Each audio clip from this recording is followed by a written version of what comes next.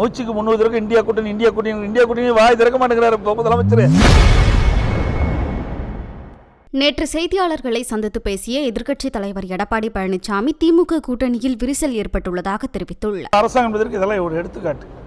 இன்னும் பாஜக தான் உங்களை இயக்குது. என்டிஏ பழனிசாமி, அவர் எடப்பாடி பழனிசாமி கிடையாது. ஏங்க என்ன நீங்களும் வேடிக்கையாக கேட்குறீங்க? நாங்கள் நாடாளுமன்றத்தில் கூட்டிருந்தோமா? சொல்லுங்க பார்க்கலாம். மூச்சுக்கு 30 தடவை இந்தியா கூட்டணி வாய் திறக்க மாட்டேங்கிறாரு முதலமைச்சர். அதை கேள்வி கேட்க மாட்டேங்கிறீங்களே. எப்பொழுது பார்த்தாலும் இந்தியா கூட்டணி சொல்லிக் கொண்டிருக்கின்ற முதலமைச்சர் திரு ஸ்டாலின் அவர்கள் ஏன் இப்போ இந்தியா கூட்டணி பேரையே எடுக்க மாட்டேங்கிறாரு?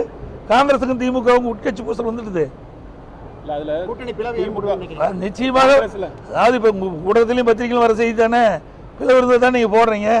கருத்து வேறுபாடு வந்துட்டு இருக்குல்ல. காங்கிரஸ் கட்சிக்கார ஒரு கருத்து சொல்றாங்க தலைவர்கள், அதற்கு எதிர்கருத்து திமுக சொல்றாங்க. ஆக கூட்டணியில் விரிசல் ஏற்பட்டுறது உண்மைதானே? இன்ன வரைக்கும் வெளிப்படையா பேச முடியலையே. காங்கிரஸ் கட்சியில வந்து அதையே சொல்லி நாங்க பொருந்த இருக்குமா பொருந்தனும் மக்கள் முடிவு பண்ணணுங்க. ஸ்டாலின் முடிவு பண்றது இல்ல. ஒவ்வொரு கட்சியும் அந்தந்த தேர்தல் வருகின்ற பொழுது வெற்றி பெறுவதற்காக அமைக்கப்படுவதுதான் கூட்டணி. எல்லா கட்சியுமே கூட்டணி அமைச்சு தான் போட்டிட்டு இருக்குது.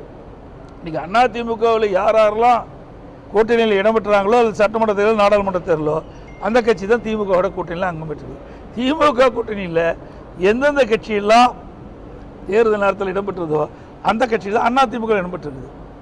கால சூழ்நிலைக்கு ஏற்றவாறு அந்தந்த கூட்டணி அமைவது இயல்பு. காங்கிரஸ் கட்சியில் ஒரு பிரிவினர். செய்திகளை உள்ளது உள்ளபடி தெரிந்து கொள்ள ரெஃப்ளெக்ட் நியூஸை சப்ஸ்கிரைப் பண்ணுங்க.